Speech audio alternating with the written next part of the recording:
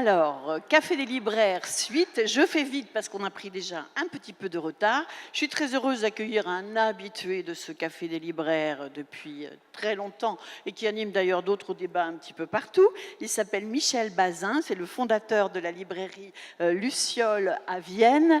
Et eh bien, il y a plusieurs personnes qui viennent de la librairie Luciole, qu'on verra aussi après. Donc, on reçoit sur ce plateau Louis-Philippe d'Alembert, qui nous vient d'Haïti, enfin, qui est originaire d'Haïti. Il nous vient d'un peu moins loin maintenant, pour le moment.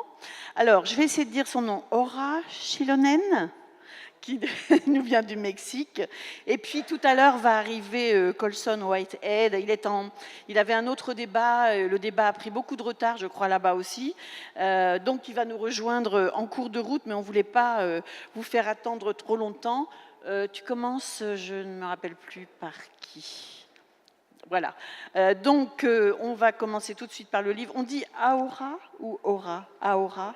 Aora Chilonen, donc, pour son livre Gabacho, paru chez Liana Levy en février 2018 et traduit par Julia Chardavoine, qui d'ailleurs a reçu sa traductrice le Grand Prix de la traduction de la ville d'Arles en 2017. Je tenais à le signaler. Et Aora est née au Mexique. Après la mort de son père et des mois d'exil forcé en Allemagne, elle passe beaucoup de temps chez ses grands-parents. Elle s'imprègne de leur langage imagé, de leurs expressions désuètes. Et à seulement 19 ans, elle reçoit le prix Mauricio Achard pour son premier roman, donc celui dont nous parlons, qui a déjà été traduit dans plus de 8 langues. Et Aora étudie actuellement le cinéma à l'université autonome de Puebla, au Mexique. Je ne sais pas si tu préfères qu'on lise le début du livre maintenant ou après ton résumé, comme tu veux, Michel. Bon, on va peut-être le lire un extrait tout de suite. Donc, je vais demander à Gabriel, c'est ça, Gabriel Gocalp, toujours du Conservatoire d'art dramatique de Vincennes, qui est étudiant là-bas, de nous lire un extrait du livre Gabacho. Et donc, pendant qu'ils étaient là, ces crevards, à courir après la gisquette, à la harceler, à lui crier des cochonneries, je me suis dit que si je les défonçais tous, ces cons de latinos, je pourrais changer de vie. Après tout, je suis né mort, et franchement, j'ai peur de rien.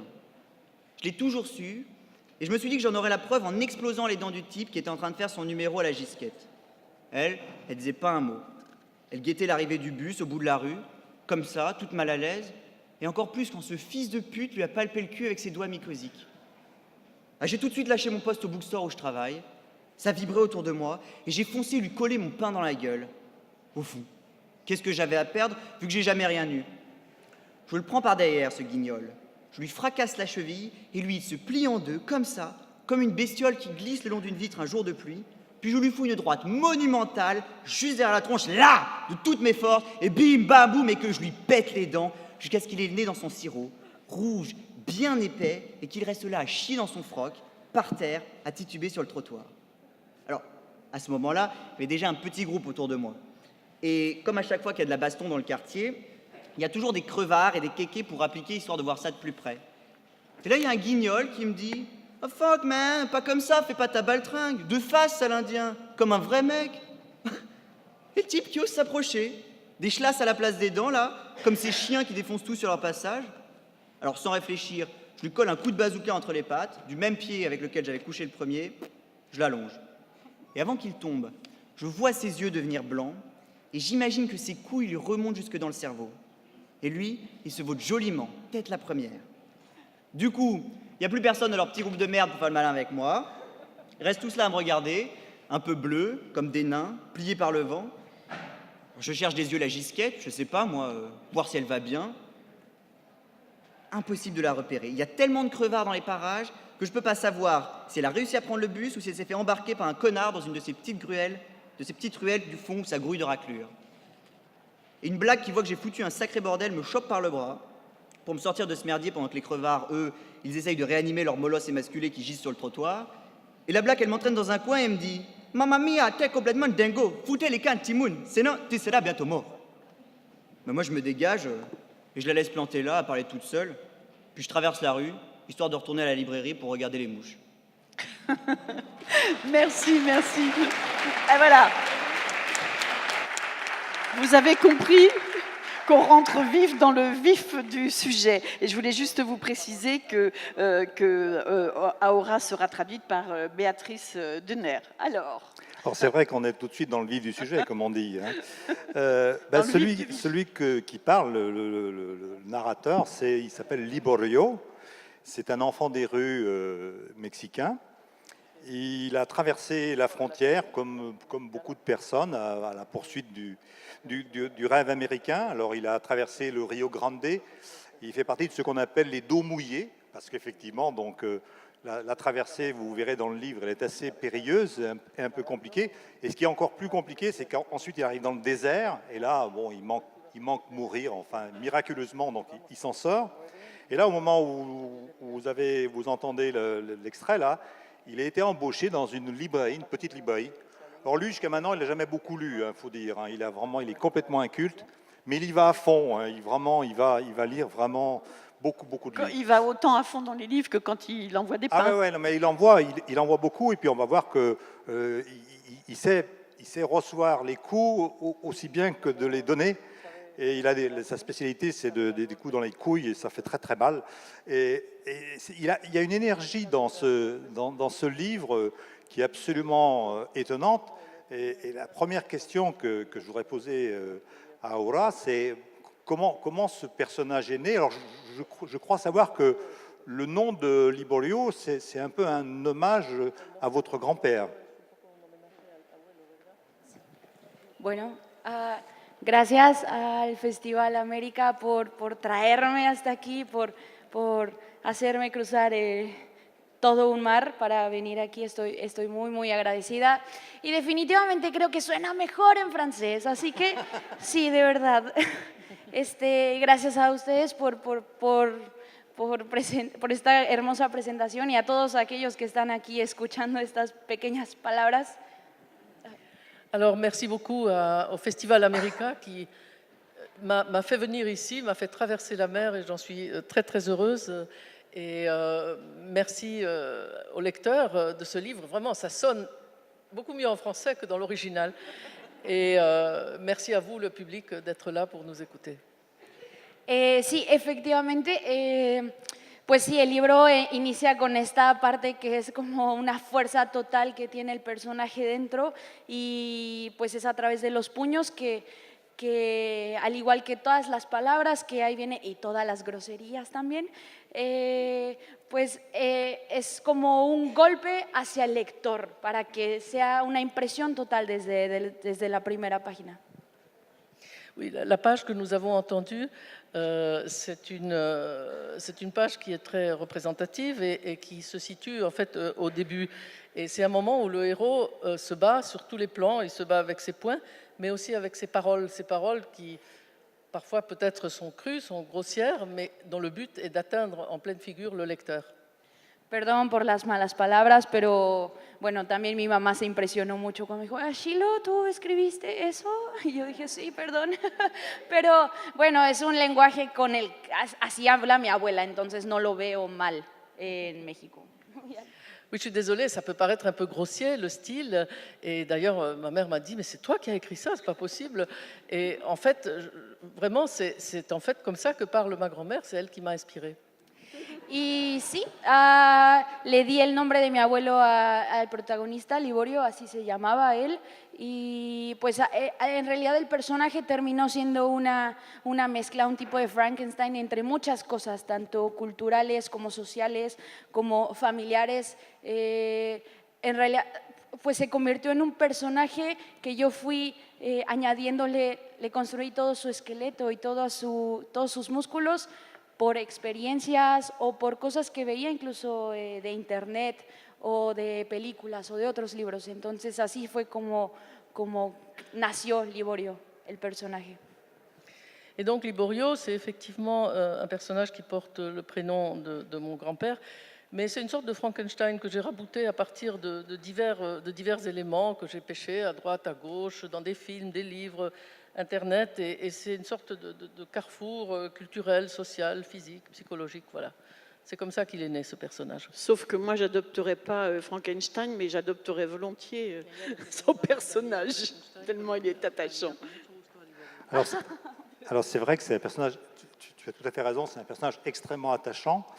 Alors ce qui est très intéressant, c'est qu'il s'exprime à la fois de manière assez vulgaire, comme on a pu le voir dans cet extrait, mais par moments, il emploie même des mots compliqués qu'il faut quasiment aller chercher dans le dictionnaire.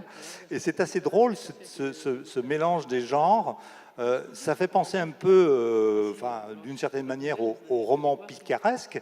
Alors, je voulais demander s'il y a des influences de ce côté-là. Qu'est-ce qui a fait que vous avez éprouvé le besoin de faire ce mélange? Alors, j'imagine le boulot de la traductrice, parce que c'est ce qu'on appelle de l'ingléniol, c'est un mélange d'anglais et d'espagnol.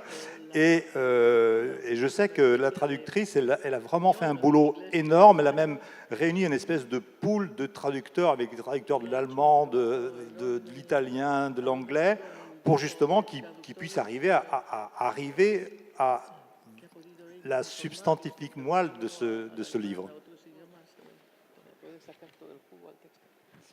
Sí, en realidad la novela en su totalidad pues debe leerse con mucho humor, porque para eso fue escrita, para que recordemos que todavía se puede reír con un libro. Bueno, y también Liborio pues es ese niño migrante que existe en todo el mundo, que a pesar de que todo es oscuridad en su camino, pues de repente ve luz y hay chispitas que lo van iluminando y que le van mostrando el sendero correcto del camino que él debe seguir para convertirse en una buena persona. Porque en realidad, a pesar de todos estos golpes y toda la vulgaridad, eso es porque lo aprende en la calle, pero tiene una presencia muy, muy importante en el mundo, porque este niño es quien... Es ese niño al que todos vemos, pero que casi nadie ayuda. Pues sí, puede estar en cualquier calle, aquí en Francia, en México están. Entonces, pues conforme pasa el tiempo se va dando cuenta que no todo está perdido, que todavía hay esperanza y amor aquí. Oui, il faut peut-être lire le livre avec un petit peu de recul et surtout un grand sens de l'humour, parce qu'après tout, un livre qui fait un peu rigoler, c'est pas du luxe finalement. Et en fait, Liborio, le portrait de Liborio, c'est un peu le portrait de l'enfant des rues universel. C'est l'enfant qui se bat et qui est toujours éclairé par une petite lumière, une petite lueur d'espoir qui peut-être éclairera le chemin, qui le mènera vers quelque chose de meilleur et lui permettra, lui, de se développer, d'acquérir vraiment ses qualités. Et en fait, des Liborios, nous en voyons tous les jours, un peu partout, au Mexique, ici en France, dans les rues. Et ce sont ces enfants que l'on voit souvent, mais qu'on ne leur tend pas la main, on ne les aide pas, alors qu'il faudrait, justement.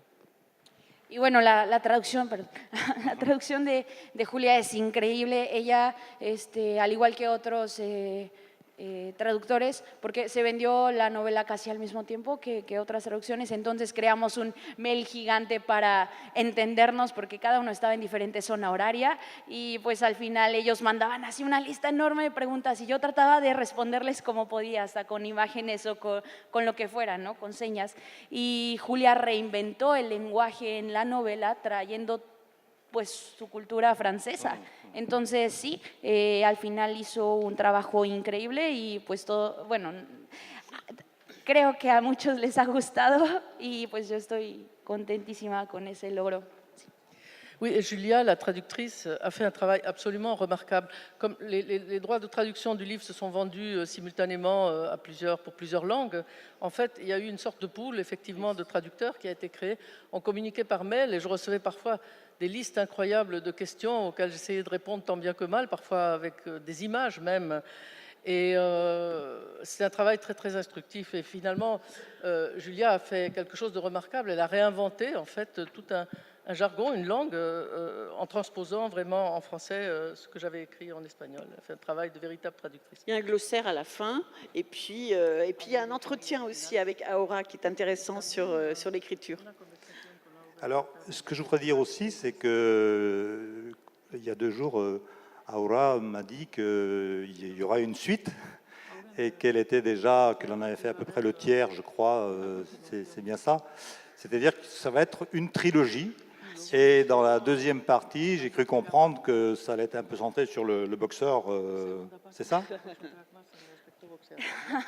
Sí, bueno, es que yo crecí en un mundo de trilogías porque pues nací hace algunos años, pero sí, yo tenía todo este libro pensado para algo más grande, pero como lo metí a un concurso y fue por eso que estoy aquí presentándolo en Francia, pues en realidad ya mi edad y el tiempo no me dio para terminar de escribir esta segunda y tercera parte, pero lo haré, espero terminarlo y pues sí, eso que ojalá este libro pueda convertirse en algo más, porque como bien dicen, estudio cinematografía y pues qué mejor que se haga algún día película, eso estaría increíble. Oui, je suis jeune encore, je ne suis pas au monde depuis très longtemps, mais en fait, dès le départ, ce livre, Gabacho, je l'avais prévu comme quelque chose de beaucoup plus vaste, une fresque plus vaste, et bon, il a fallu terminer assez rapidement pour présenter le livre à un concours, et puis ça a marché, et puis je me retrouve ici aujourd'hui devant vous, mais j'ai toujours eu dans l'esprit de faire quelque chose de beaucoup plus long, de beaucoup plus vaste et plus ample, et j'espère bien y arriver. Et puis comme j'étudie le cinéma, eh bien, mon rêve, ce serait évidemment que ce soit adapté. Ah, ce serait super, ce serait super. En tout cas, on n'a pas envie de le laisser tomber, ce Liborio. Il est trop, trop mignon. Même s'il a l'air comme ça violent, derrière, on découvre un être vraiment très attachant. Puis il y a des passages formidables, le foyer, l'ambiance du foyer, etc. Bon, il faut découvrir ça en lisant le livre. Hein. Tu voulais encore? Oui, je voulais rajouter quelque chose très vite, très rapidement, mais ça fait une transition avec, comme Colson est arrivé, donc on va lui donner la parole tout de suite. Et dans une interview à Télérama, voilà ce que dit Aura. La vraie raison d'être, alors ça fait référence évidemment donc à ce projet de mur de Trump, la vraie raison d'être du mur de Trump est de rendre une population déjà aux abois plus vulnérable encore. Beaucoup d'illégaux vivant au Texas ou en Arizona, je pense aux femmes, aux enfants, vont quitter les États-Unis d'eux-mêmes de peur d'être arrêtés et déportés. Mais faute de mieux, au Mexique, les maris, les pères, les grands frères vont rester. Et eux vont se retrouver comme Liborio dans mon roman, exploités, tapis dans leurs trous, asservis. C'est ça le projet de Trump et ses amis. Exploiter une main-d'œuvre cloîtrée dans la peur, en la privant de tout moyen de se rebeller. Sous couvert d'anonymat, un fonctionnaire rencontré au Mexique ira plus loin encore. Dans les États du sud des États-Unis, les riches exploitants agricoles n'ont jamais digéré la guerre de sécession et l'abolition de l'esclavage. D'une certaine façon, les latinos clandestins sont en train de devenir les esclaves du XXIe siècle. Voilà, eh ben, je crois qu'on peut... Oui, Rápido, juste un mot. Creo que lo que debemos hacer como mexicanos es empezar a poner espejos de este lado de la frontera para así poder admirarnos a nosotros mismos y no ver al estadounidense como nuestra fuente de admiración. Ahora estos espejos deben reflejarnos a nosotros y ya. Y muchas gracias. Voilà, je voulais juste ajouter très rapidement que nous aurions intérêt, nous les Mexicains, à tourner les miroirs vers nous-mêmes, de ce côté-ci de la frontière, et ne pas toujours voir l'autre de l'autre côté, l'états-unien comme étant le pire, car nous avons intérêt aussi à faire notre examen de conscience et voir ce que nous faisons. Elle voudrait que les Mexicains redeviennent fiers d'être Mexicains. Elle l'a dit quelque part aussi. On enchaîne avec Colson? Bravo. Et merci pour ce livre.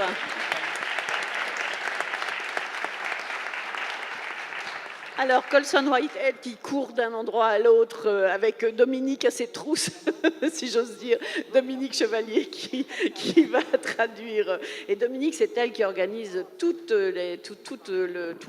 comment je veux dire, l'emploi du temps des interprètes qui sont présents ici sur le festival, qui sont, je ne sais pas, une quantité...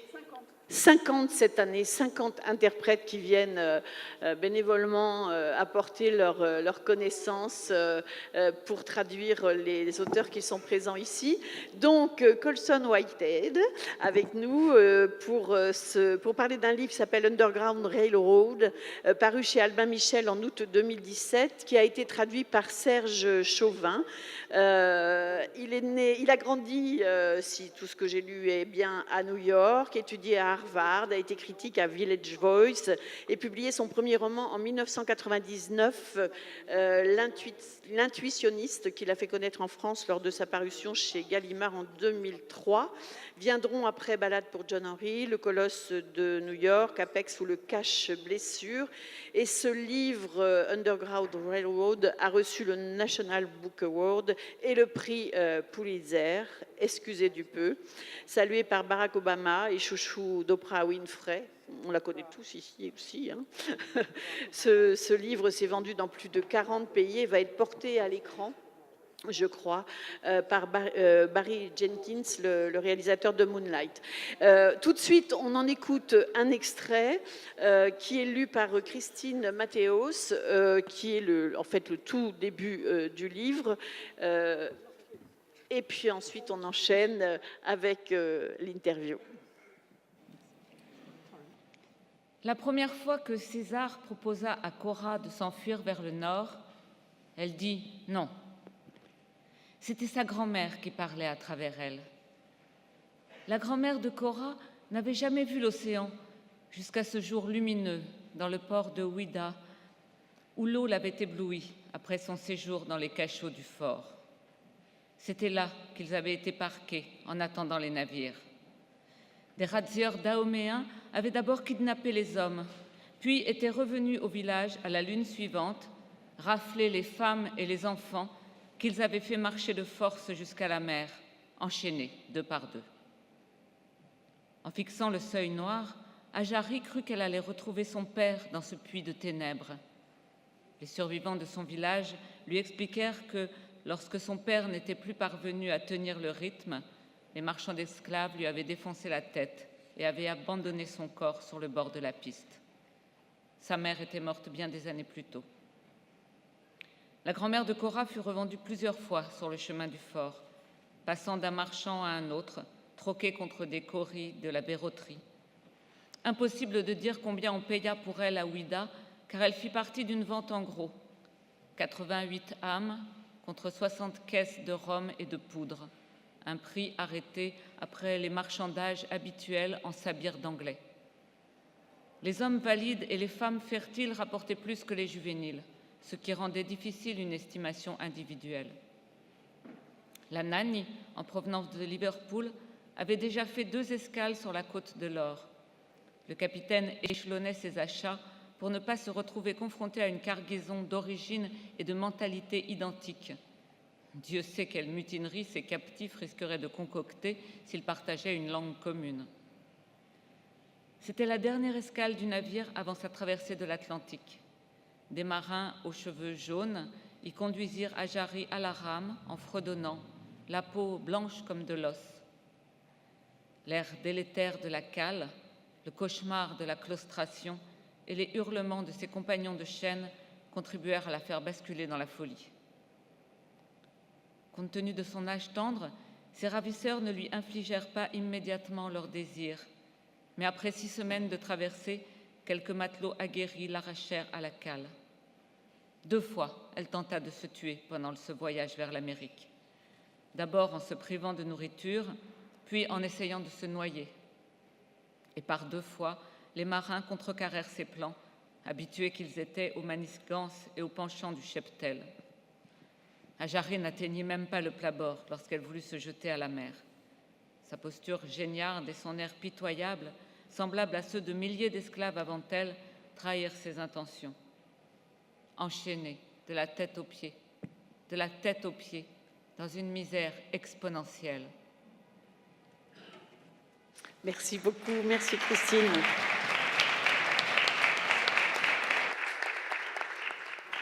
Voilà, mon cher Alors, Michel. ces premières pages du livre nous emportent vers la grand-mère, mais le personnage qui va être au centre du livre, c'est Cora. Et Cora, on est en 1850 à peu près, c'est-à-dire que c'est avant la guerre de sécession, en Géorgie. Cora a 16 ans, et elle n'a jamais revu sa mère qui s'est évadée de la plantation où elle travaillait. Et à son tour, on va lui proposer de s'échapper avec l'aide d'un jeune noir, César. Et bon, ça c'est vraiment le tout début du livre. Et moi j'aimerais savoir, la première question que je voudrais poser à Colson, c'est comment ce livre, auquel j'ai cru comprendre que vous pensiez depuis longtemps, comment ce livre, en 2015, vous vous êtes senti prêt à l'écrire alors qu'auparavant vous ne l'étiez pas. First, thanks so much for having me and for coming out.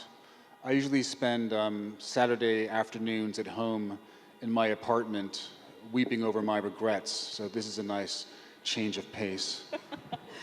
D'abord, merci à vous tous d'être là et d'être venus. Ça me change de mes samedis habituels que je passe d'habitude chez moi, dans mon appartement, à me morfondre sur mon sort et à pleurer à chaudes larmes. Ça me fait un joli changement. I had the idea in the year 2000 to take the metaphor of the Underground Railroad and make it a literal train. Of course, in real life, the Underground Railroad was a network of people who helped slaves escape to the north, and the term was just a metaphor for this mode of transport. And then I added the element that each state that Cora, our protagonist, goes through is a different state of American possibility, like Gulliver's Travels. Alors, j'ai commencé en effet à penser à ce roman en 2000, lorsque m'est venue l'idée de transformer la métaphore qui était l'expression chemin de fer souterrain en un véritable chemin de fer. C'est une métaphore qui représentait le réseau de résistance de gens qui aidaient les esclaves en fuite à atteindre les pays libres, ou en tout cas les pays où ils pouvaient se considérer, eux, comme libres. Les États qui n'étaient pas esclavagistes. Ça, c'est la première chose. Donc, j'ai voulu imaginer qu'il y avait un véritable chemin de fer souterrain qui faisait des milliers de kilomètres. C'est la première chose. La deuxième, j'ai aussi utilisé chacun des États que traversait ce chemin de fer souterrain et je l'ai considéré comme un état des possibilités de l'Amérique. Un peu comme Gulliver, comme les voyages de Gulliver. Dans chaque voyage, on a un état qui représente un avenir possible, enfin une Grande-Bretagne possible. And it seemed like such a good idea. I thought it was a really great idea that I knew that I would have fucked it up if I had tried it back then. I thought if I wrote some more books, I might become a better writer and be able to pull it off in a technical sense. And if I was older and more mature, I might bring whatever wisdom of my years to the subject matter and make the story live on the page. If I traveled the world and had like Hemingway-esque adventures, stabbed a hobo with a penknife or something, I could bring those life experiences to the book. Et puis, j'ai pensé ensuite que j'étais un peu jeune pour l'écrire, qu'il valait mieux peut-être attendre d'avoir écrit d'autres choses et d'être devenu un meilleur écrivain. Ça, c'est sur le plan technique. Et puis, d'autre part, d'avoir pris quelques années d'expérience et de maturité, d'avoir vécu peut-être quelques expériences à la Hemingway, d'avoir poignardé à coups de stylo un ou deux vagabonds, et puis d'être revenu et d'être capable, du coup, d'apporter, mon Dieu, l'expérience que j'aurais éventuellement acquis au cours de ces aventures à mon écriture. And so each time I finished the book, I would pull out my notes and ask myself, am I ready? And the answer was always no. Until 2015, I had sold a book to my editor, but I was having some doubts about it. So I decided to tell my wife about this Underground Railroad idea that I've been carrying around for so long. As some of you know, sometimes in a marriage, you have to make conversation to kill the silences. And so she told me that, she didn't want to say that the book I was working on then about a Brooklyn writer going through a midlife crisis was dumb per se, but this other idea sounded really good. And so I started working on it. And I think, looking back, I still had to remember 8 books in that you know, the book you're scared about writing, the book you're not sure you can do, is probably the one that you should be writing. Et puis finalement, en 2015, je venais de vendre à mon éditeur un livre dont j'étais pas, enfin, pour lequel j'avais quelques doutes. Et j'ai ressorti du tiroir toutes les notes que j'avais prises et toutes les réflexions que j'avais pu me faire sur cette histoire de chemin de fer souterrain. Et puis, j'ai eu une conversation avec ma femme, comme certains d'entre vous le savent peut-être, dans un mariage, il y a un moment où il faut rompre un peu le silence avec des conversations. Et alors, j'ai commencé à parler de cela. Et c'est intéressant quand même de se dire qu'après 8 romans, j'avais quand même toujours hésité à écrire celui-là. Et il faut peut-être se dire que c'est finalement le livre devant lequel on recule qui est le livre qu'on devrait vraiment écrire. Mais est-ce que d'une certaine manière, le fait que vous avez été père, vous avez des enfants, a fait que ça vous a permis justement d'imaginer le personnage d'un enfant dans cette situation?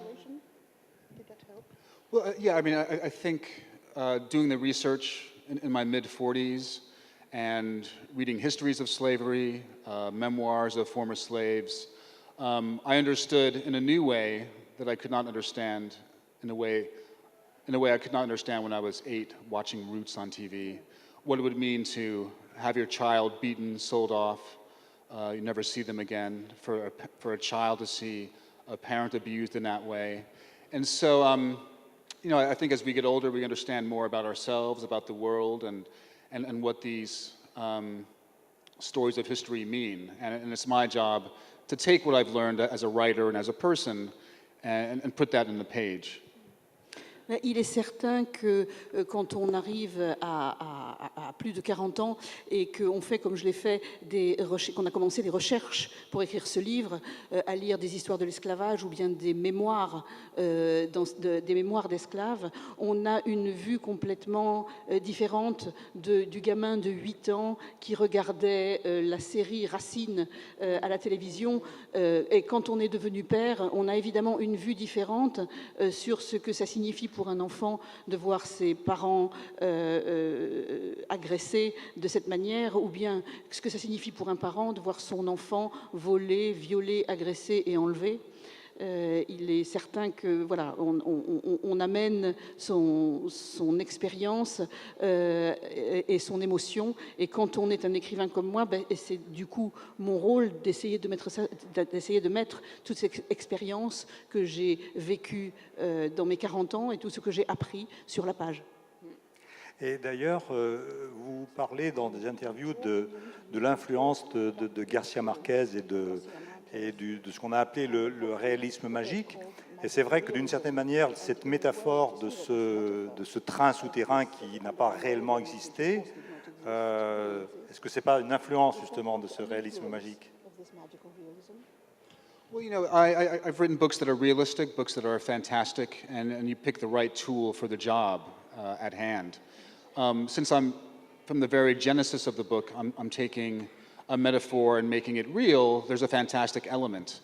And it seemed, you know, going back to 100 Years of Solitude by Gabriel Garcia Marquez, that his brand of merging the very realistic with the very fantastic would be a good instrument for the book, moving from something that's very brutal and something we recognize, and then bringing in a fantastic element that we don't recognize, and finding a good mix for them. En fait, ce qu'on fait, c'est qu'on utilise le bon outil pour le bon livre. J'ai écrit des livres qui étaient parfaitement réalistes, d'autres qui étaient complètement fantastiques. Et il me semblait ici, pour parler par exemple de 100 ans de solitude, que cette espèce de mélange que Marquez a entre ce qui est parfaitement réaliste et complètement fantastique était peut-être quelque chose qui allait convenir pour ce livre-ci, c'est-à-dire partir d'un élément que l'on connaît, particulièrement brutal et odieux, et puis aller vers quelque chose qu'on ne connaît pas forcément, puisque c'est complètement fantastique qui est inventé, me paraissait un bon mélange pour ce livre-là. C'est une épopée formidable que va vivre Cora, que l'on va suivre avec beaucoup d'attention. Elle va passer même dans des régions normalement qui ne sont pas esclavagistes, mais où l'esclavagisme est peut-être plus pernicieux, on va dire. Et puis, il y a aussi ce suspense, puisqu'elle est poursuivie par un chasseur d'esclaves. Ridgway. Voilà, qui va la suivre. Il y a en plus un suspense, c'est un livre absolument extraordinaire.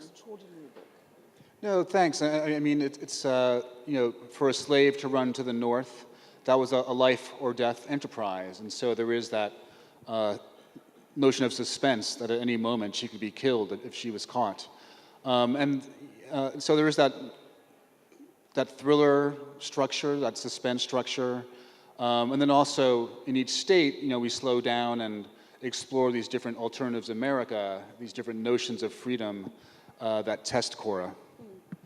Oui, bien sûr, c'est bien simple. Être un esclave qui s'enfuit, c'est une entreprise de vie ou de mort, c'est clair.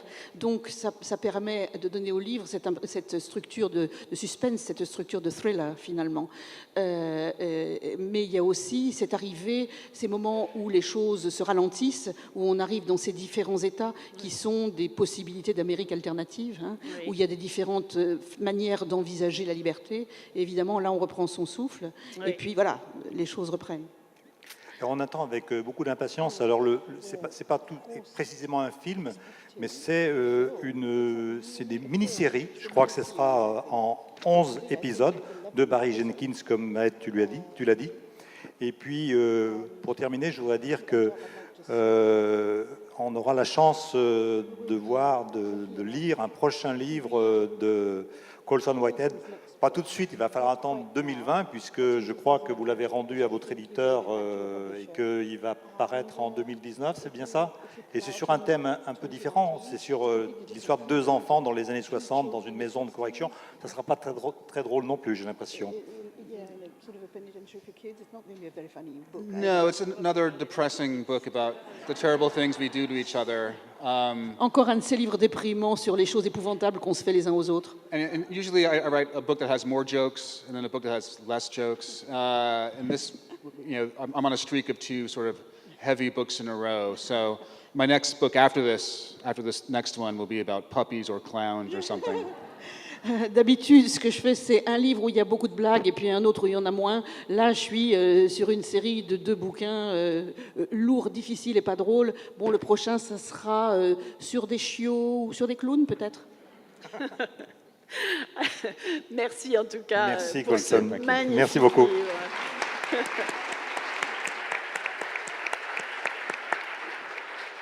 Là, franchement, je dois dire, si vous devez choisir encore entre les 3, eh ben, je vous souhaite bon courage, parce que Il faut choisir les 3. c'est du lourd. J'ai dit à Michel, vraiment là, tu as choisi un plateau. Ah oui, voilà. d'exception. Ouais. Voilà, d'exception.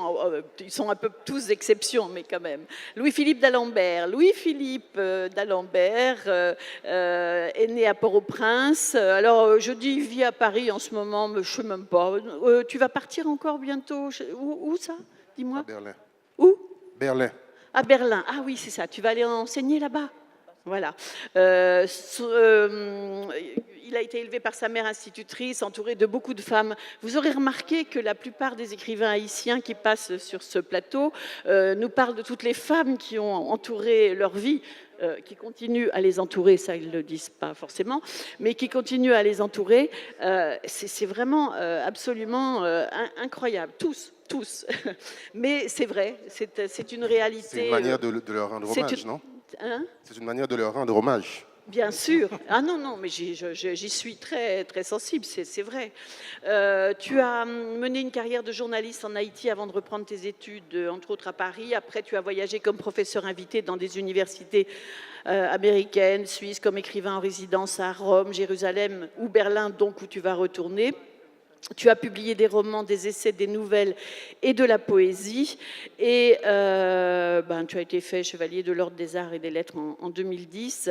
Et les derniers romans, je ne citerai que les derniers, Noire blessure et le très beau Ballade d'un amour inachevé ont précédé celui-ci, dont je suis complètement fan et dans lequel on découvre une histoire dont moi je n'avais jamais entendu parler. Je ne sais pas si Michel la connaissait. Ah, moi non plus. Hein. Toi non plus. Et que vous allez découvrir aussi, qui est assez incroyable. Mais je propose qu'on écoute d'abord l'extrait. Alors, je ne sais pas quel extrait vous avez choisi. On ne s'était pas mis d'accord. Je crois que c'est le début. Hein. Est-ce que c'est le prologue? Ah non, on ne va pas recommencer à chaque fois, hein, mon cher Raphaël. C'est le prologue. Alors, c'est le prologue, c'est très bien. Ça tombe bien.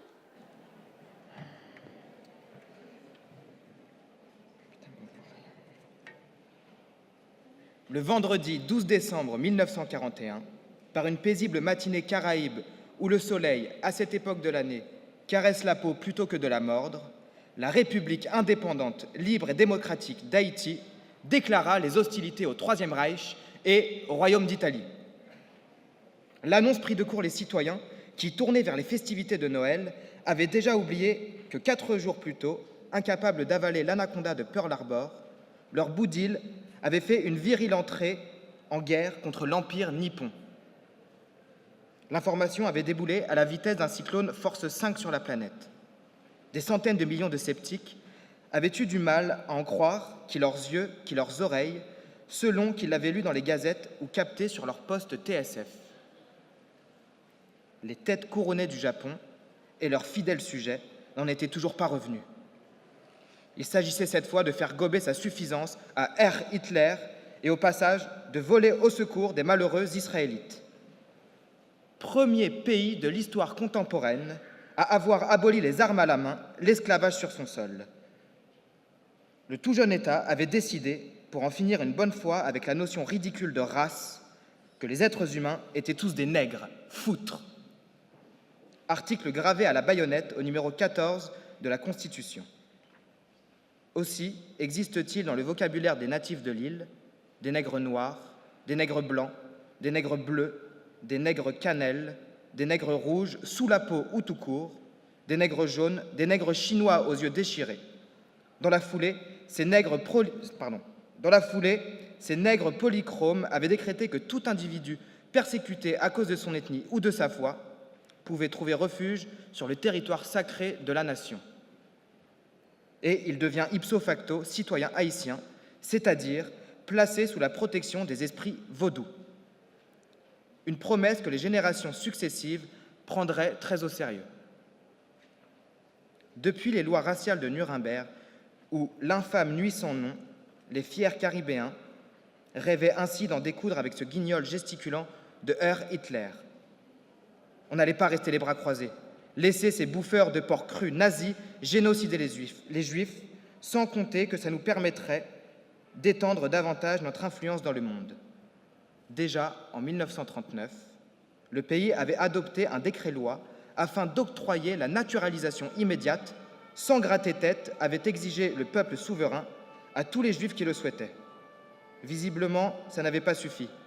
Il fallait passer la vitesse supérieure si on voulait apporter notre aide à ces pauvres Israélites.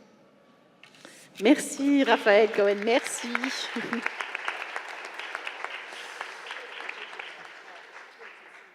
Alors ce très beau livre et ce très beau titre, avant que les ombres s'effacent, tiré du Cantique des Cantiques, dans ce très beau livre, on va suivre le docteur Ruben Schwarzenberg, qui vit en Haïti depuis 1939,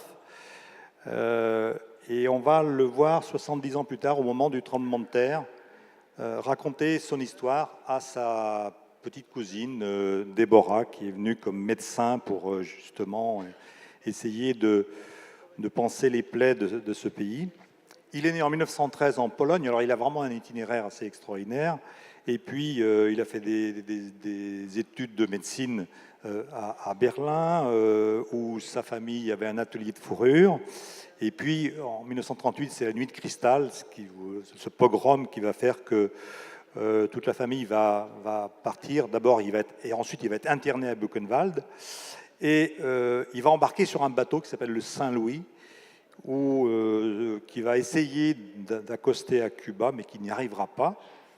Alors, la question que je voulais vous poser, c'était de savoir comment vous avez intégré ce docteur Ruben dans son époque, au milieu de personnages ayant existé, et comment cette histoire s'est imposée à vous? Oui, d'abord merci et bonsoir et merci de m'accueillir. Comme toutes les histoires, c'est des histoires qui prennent beaucoup de temps. On y pense depuis un certain nombre d'années, dans mon cas, depuis même très très longtemps, depuis mon premier séjour à Jérusalem en 1997 déjà. Et ensuite, ça a fait son chemin, j'ai lu des livres ici et là.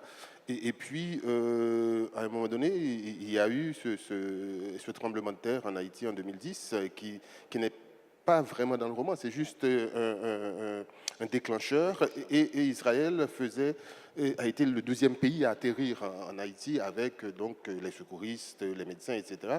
Et à partir de là, j'ai commencé vraiment à me documenter sur le livre, tout en écrivant d'autres livres dont a parlé Maët Chantrel, qu'on dit tout à l'heure. Et puis après à Balade d'un amour inachevé sur le tremblement de terre de l'Aquila en Italie, je me suis dit, bon tiens, ça y est, c'était en 2013, je m'y mets vraiment, je m'y consacre et j'ai commencé à faire des recherches, à trouver vraiment des perles, des choses extraordinaires et tous ces personnages dont vous avez parlé qui ont vraiment existé.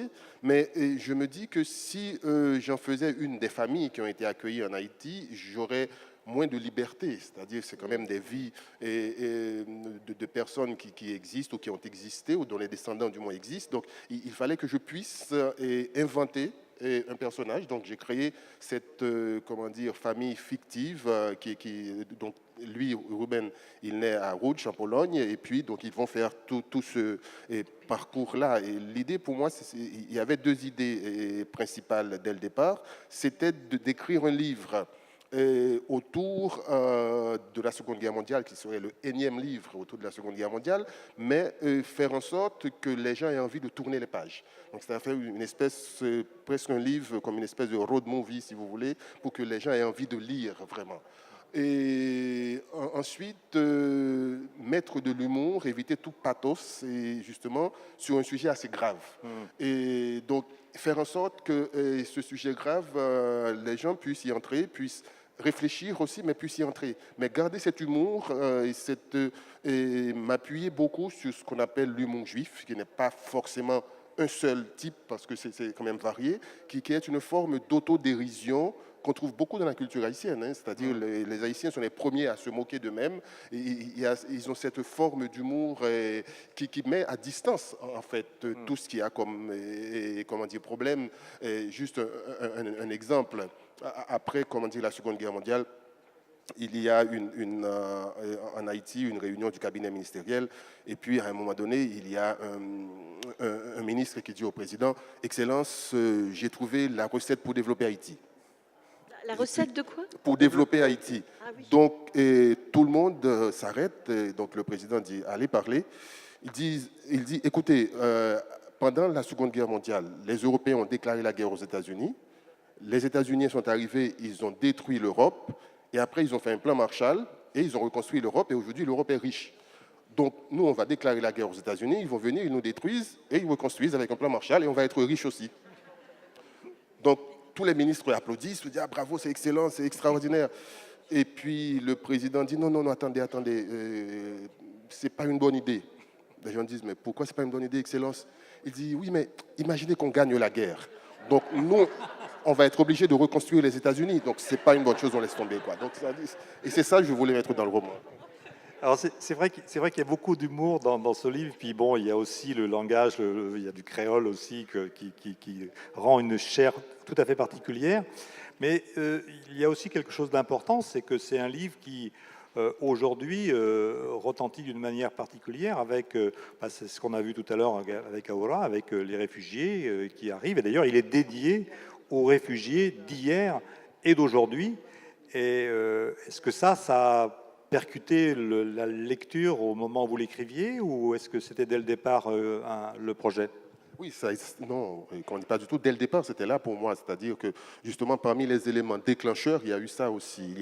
Ce n'est pas par hasard que dans le roman, il y a tout un chapitre sur cette odyssée, j'ai envie de dire, du paquebot le Saint-Louis qui va partir de Hambourg en 1939 et qui va arriver à Cuba. Donc, un petit peu comme on dit l'Aquarius aujourd'hui, donc qui va passer de port en port, mais personne n'en veut. Les États-Unis n'en veulent pas, le Canada n'en veut pas, et puis ils sont obligés de rebrousser chemin pour revenir vers l'Europe.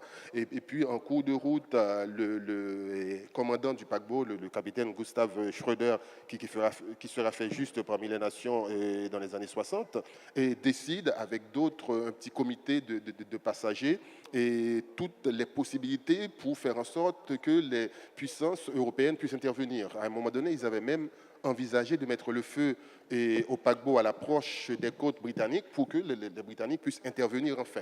Bon, heureusement, et ça s'est un peu terminé comme aujourd'hui, donc la Grande-Bretagne, la France, les Pays-Bas et les Belges se sont partagés un petit peu ce millier de réfugiés. Donc ce n'est pas par hasard que j'ai insisté beaucoup sur ce bateau-là, tout en racontant une histoire d'hier. En fait, c'est pour montrer quelque part que l'histoire bégaye, l'histoire se répète, mais souvent on a les mêmes réactions. Et l'une des excuses des États-Unis pour ne pas accueillir ces réfugiés, tout comme quand Haïti, au lendemain de la conférence d'Évian, avait proposé d'accueillir 50 000 Juifs, une proposition qui a été combattue par les États-Unis.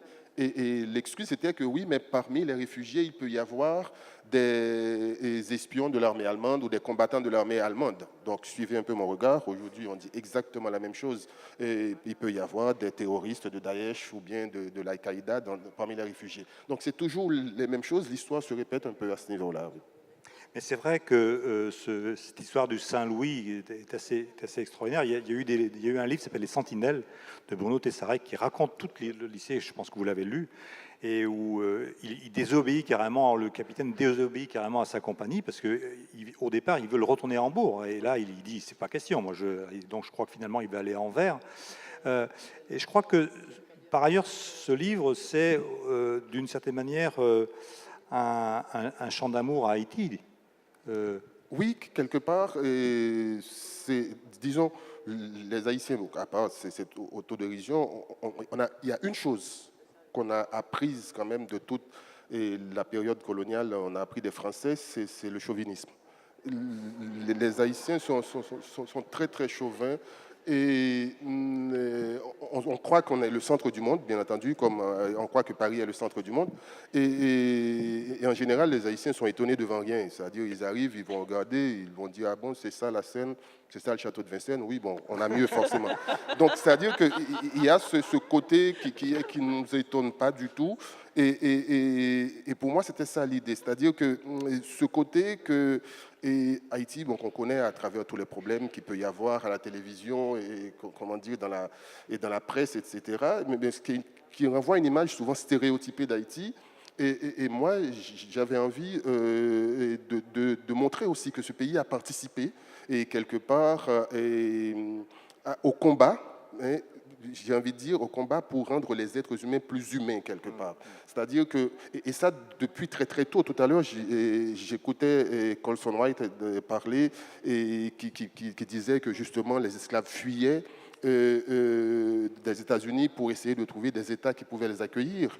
Et Haïti a été l'un des premiers pays à proposer d'accueillir des esclaves états-uniens, qui avaient même proposé d'acheter la liberté de certains esclaves états-uniens.